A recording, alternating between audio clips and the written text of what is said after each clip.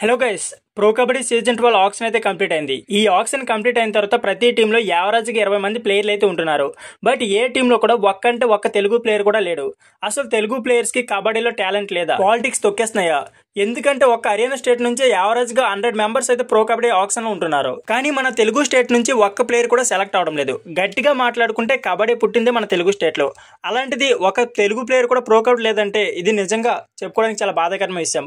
Pro కబడ్డీలో Telugu Titans అనే ఒక టీం ఉన్నా సరే ఆ టీంలో ఒక తెలుగు ప్లేయర్ కూడా లేడు. దీనికి కారణం ఎవరు అనే దాని గురించి చాలా క్లియర్ గా మాట్లాడుకుందాం. సో వీడియో చాలా ఇంట్రెస్టింగ్ ఉంటుంది. వీడియోని ఎక్కడ కూడా స్కిప్ చేయకుండా లాస్ట్ వరకు చూడండి. అంతేకాకుండా మీకు ప్రో కబడ్డీ సంబంధించి ఏ చిన్న అప్డేట్ అయినా సరే నాన్ స్టాప్ గా మన ఛానల్లో వీడియోస్ వస్తూనే ఉంటాయి.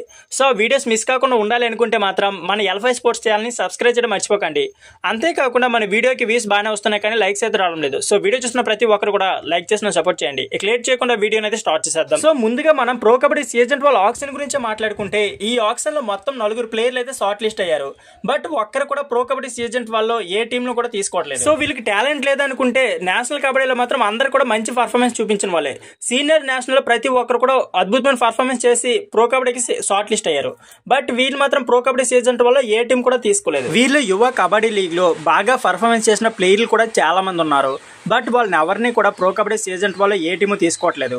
ప్రతి టీంలో 20 మంది యావరేజ్ గా ఉన్నా సరే ఏ టీం ఎందుకు వీళ్ళపై ఇంట్రెస్ట్ చూపించట్లేదు. సురేష్ యాగంట్ అనే ప్లేయర్ అయితే యువ లీగ్ లో ఏకంగా సెకండ్ హైయెస్ట్ రైడ్ పాయింట్లు సాధించినా సరే అతనైతే ప్రో కబడ్డీ సీజన్ 12 లో ఏ టీము తీసుకోలేదు. అసలు మన తెలుగు కబడ్డీ అసోసియేషన్స్ అయితే ఏం చేస్తున్నాయి, వీటిపై అసలు ఎందుకు రియాక్ట్ అవ్వట్లేదు? సో మీరు చూసుకుంటే ప్రో కబడ్డీలో ఎక్కువ మంది నార్త్ ఇండియన్ ప్లేయర్సే ఉంటారు.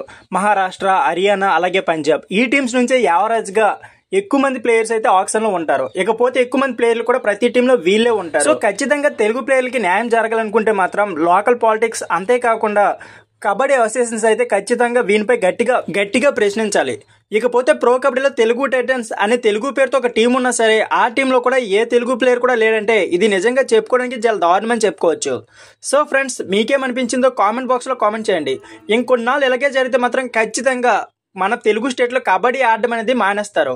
సో ఒక్క కబడ్డీలోనే కాదు, ఏ స్పోర్ట్ లో చూసుకున్నా సరే మన తెలుగు ప్లేయర్లు అయితే అంతగా కనిపించరు. అసలు మన తెలుగు ప్లేయర్లు టాలెంట్ లేదనుకుంటే అద్భుతమైన టాలెంట్ ఉన్నా సరే ఏ స్పోర్ట్ లో కూడా మన తెలుగు ప్లేయర్స్ అయితే ఉండరు.